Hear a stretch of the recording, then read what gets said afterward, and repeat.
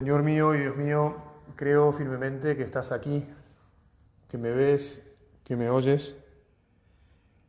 Te adoro con profunda reverencia, te pido perdón de mis pecados y gracia para hacer con fruto este rato de oración.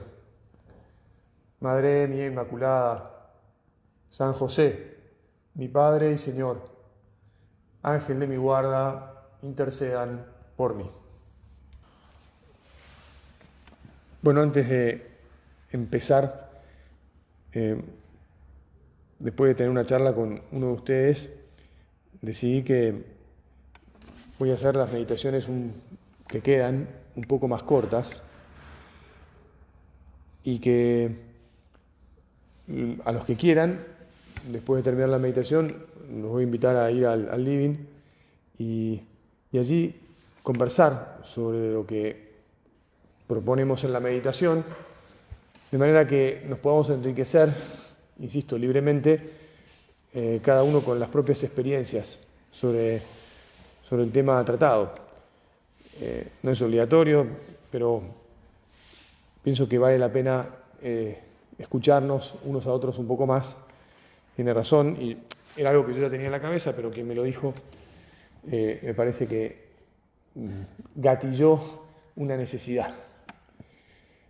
Bueno, en la meditación anterior estuvimos conversando con el Señor y dándole vueltas al tema de la unión con Dios en el trabajo, ¿verdad?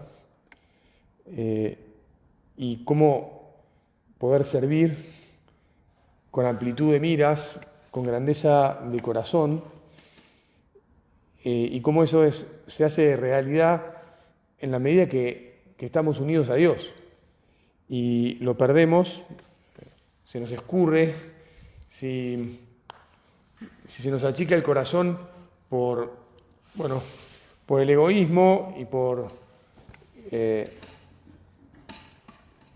desconectar del ideal que nuestro Señor siembra con su venida a la tierra, ¿no? Ahora, hay otra realidad muy conectada con la realidad del trabajo, que es la realidad familiar. Es decir, nosotros compartimos, por decir así, en nuestras vidas el mundo familiar y el mundo laboral. Y en la familia también tenemos, por voluntad divina, que encontrarnos con el Señor. De hecho, esa vida que decíamos de Jesús, divinizando el trabajo, es también una vida en la que divinizó la vida en familia. Dios se hizo presente en la realidad del hogar de Nazaret, compartiendo con su Madre Santísima y con San José y con los parientes que vivían en aquella aldea, porque estarían todos relacionados, o eran primos, ¿no?, tíos, etcétera, o eran muy amigos, muy allegados, y no serían tantísima gente. Nazaret era una aldea muy pequeña, ¿verdad? Y ahí se hizo presente Dios y pasó oculto, o tal vez dejó una luz maravillosa que es necesario que descubramos. Te pedimos, Jesús, que una y otra vez nos ayudes a volver sobre tu realidad familiar en Nazaret, sobre tus años escondidos y a la vez, insisto, luminosos, sobre la manera de transformar la realidad sin que pareciera o apareciera exteriormente que se estuviera transformando nada. Y en realidad, todo hogar cristiano toma a partir de entonces, desde hace 20 siglos y para toda la eternidad, para toda la historia, ¿no?, hasta que alcancemos la eternidad, el ejemplo de lo que nuestro Señor vivió allí. El ejemplo de alegría basada en el servicio, en el amor, es decir, en el deseo de darse al otro para que el otro esté bien, en el olvido de uno mismo, en la abnegación silenciosa y a la vez en el buen humor, en el perdón. Padre, ¿qué me habla de perdón si la Virgen y San José y Jesús difícilmente se lastimarían, ¿no? Bueno, por ahí tenés toda la razón del mundo. Pero bueno, estarían por ahí como te decía, los primos y los tíos, y probablemente a ellos sí hubiera que hacerle la vista gorda en actitudes o en funcionamientos en los que realmente como son los nuestros, tienen faltas, y a veces no solo faltas, sino, errores voluntarios, ¿no? En los que caemos, por torpeza o por egoísmo. Sin embargo, qué bueno que es la realidad de sabernos perdonados, indultados. No sé si te llegó la noticia, hace poco apareció unas declaraciones públicas de Marcelo Bielsa, que decía que la religión, y especialmente la católica, decía que es cristiano el hombre, va a misa incluso entre semana. Me han comentado más de una persona, o sea, dos por lo menos, en distintas ciudades, en España y en Leeds, que han coincidido, se me han encontrado en la iglesia, digamos, ¿no? Donde él fue técnico. Bueno, en cualquier caso, este hombre decía que el perdón y el querer a sus jugadores le sirve y le ha favorecido mucho más que el retarlos y el apartarlos y el castigarlos, ¿no? Bueno, efectivamente, Jesús vino a traernos el perdón del cielo, y por eso también es para nosotros muy dable pensar, darnos cuenta que en Nazaret también imperaba esa misericordia, ese cuidado por los más débiles desde el punto de vista físico, ¿no? Sus parientes, y también desde el punto de vista moral, porque habría, te insisto, fallas en los habitantes de aquella aldea.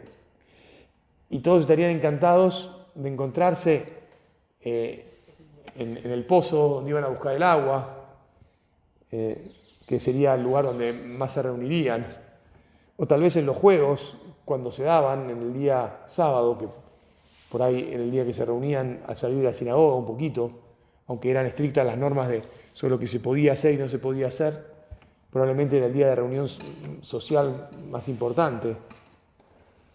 Y allí se daría esta convivencia amorosa de la que participaba nuestro Señor y de la que hoy nosotros, te insisto, meditando, tomamos ejemplo y le pedimos a nuestro Señor que podamos seguirlo, ¿verdad?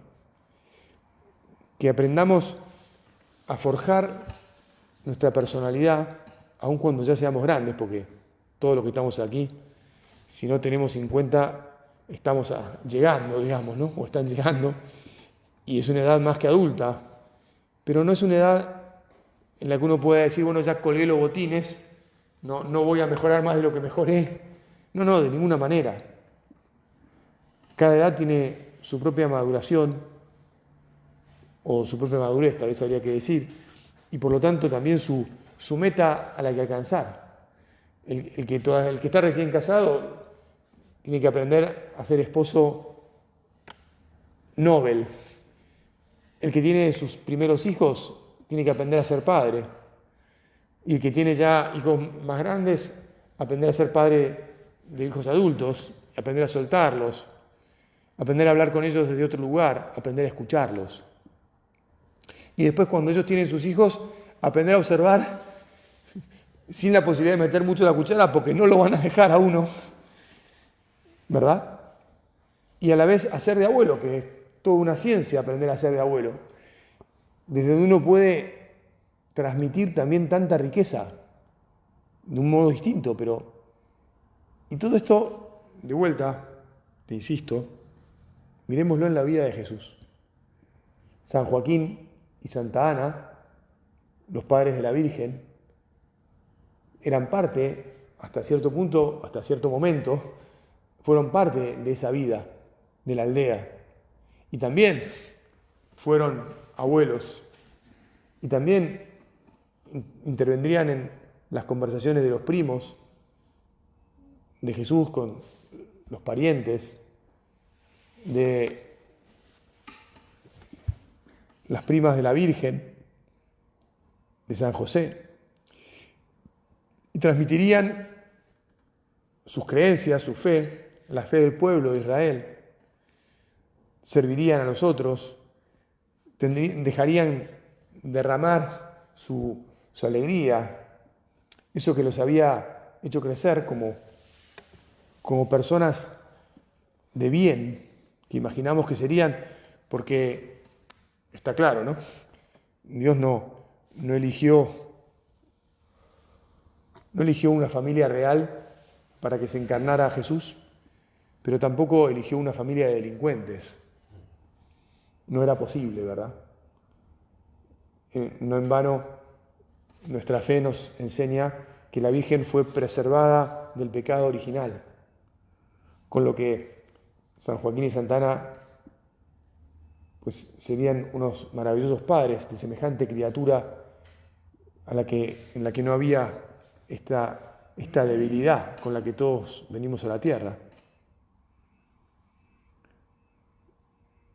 ¿Ves qué bueno es cerrar nuestros ojos, ponernos en presencia del Señor y decirle, Jesús, que mi imaginación vuele? Es necesario poner la imaginación al servicio de nuestra fe, de nuestra conducta, y preguntarte, ¿cómo te comportabas? ¿Eras ventajero? En los juegos, cuando eras chico, con los demás niños y adolescentes que crecían en aquella sencillez, en aquella pobreza incluso, porque está claro que no era una sociedad muy sofisticada, donde había privilegios y cosas, te imponías a los demás, querías salirte con la tuya. ¿Verdad que nos choca semejante idea? Está claro que Jesús tampoco sería alguien que pasaría inadvertido por insulso, porque nadie le prestaba atención. Me parece que todo lo contrario, ¿no? En su humildad, ¿viste esas personas que lideran por presencia? Esos chicos que solo por estar y por la manera en que se relacionan, que cuidan, que respetan a los otros, todos los demás lo siguen. No es que levantan la voz o que se imponen o que gritan, sino que atraen porque se ocupan de los demás. Y entonces los demás dicen, este me cuida, este me respeta, este me protege. Voy a ponerme al lado de él. Me conviene, es lo mejor que me puede pasar. Qué alegría que transmite, qué serenidad. Cómo cuando está él, los juegos, las reuniones, las conversaciones fluyen de una manera que si no está él, todos lo notamos, porque terminamos siempre medio un poco levantando la voz, alguno molesto, otro disconforme. Cuando está él, Jesús, ¿cómo me gustaría ser como vos? ¿Cómo me gustaría poder imitarte? Quiero imitarte. Lo procuro. Ayúdame a que me deshaga de esas actitudes pequeñas que a veces crecen en mi corazón, esas malas hierbas que tengo que conseguir sacar, a las que le tengo que poner veneno,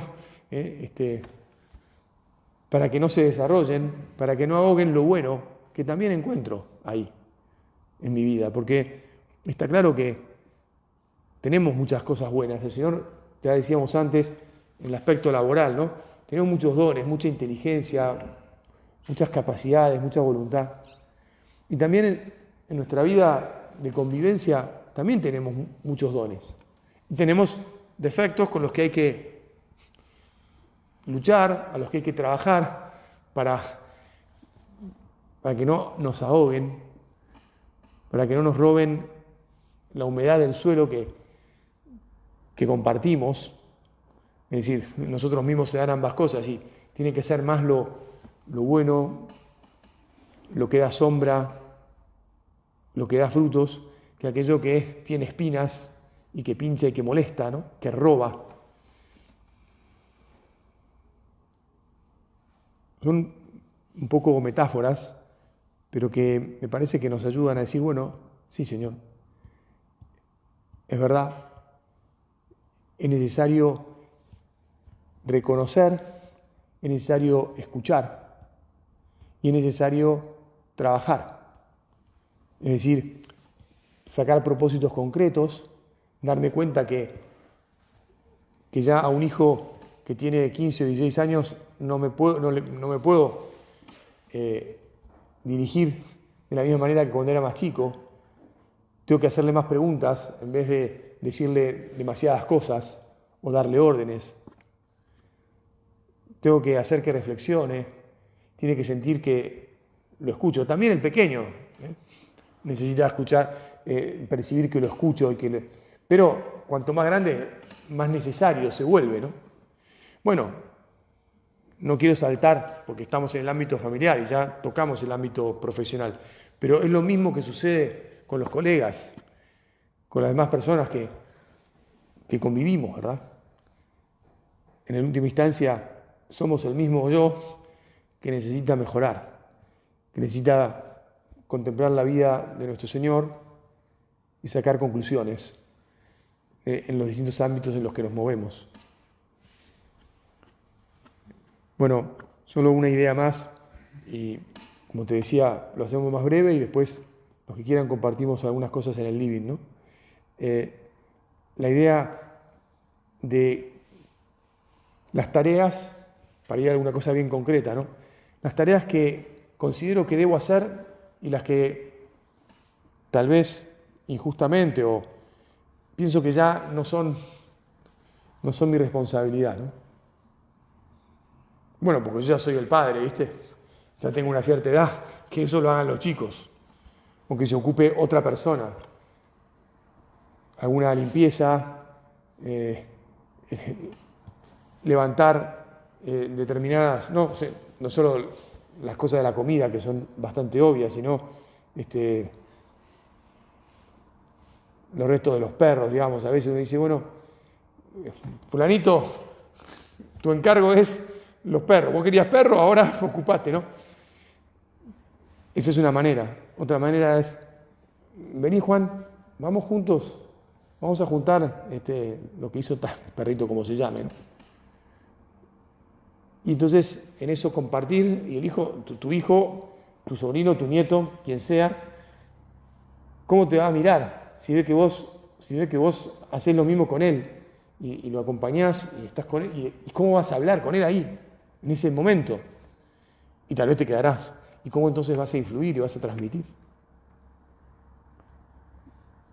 Bueno, la edad trae desafíos nuevos, porque uno se conoce más, porque uno tiene mañas, porque hay historia, porque a veces, sobre todo me parece a mí, y con esto termino, las mujeres nos recuerdan la cadena de cosas que a lo largo de los años, no, porque vos cuando estábamos de novio, pero para eso no puedo, no hay banco que resista para pagar las deudas desde que nos pusimos de novio, no hay manera. Bueno, hay que ver cómo levanto esos problemas, cómo curo esas lastimaduras, cómo renuevo el amor uno y otro día, ¿verdad? Bueno, vamos a terminar pidiéndole a la Virgen que nos dé luz, que saquemos nuestros propósitos concretos, no muy grandes, pero que aporten un valor nuevo, una novedad a nuestras relaciones con los seres queridos, a la vida de la familia, sabiendo que ahí encontramos a Dios, ahí Dios nos encuentra a nosotros y ahí nos encontramos con nuestro prójimo más cercano, que es a quien primero le debemos la caridad y a quien más queremos. Madre Santa, sabemos que nos vas a ayudar, que siempre nos ayudas, confiamos en vos.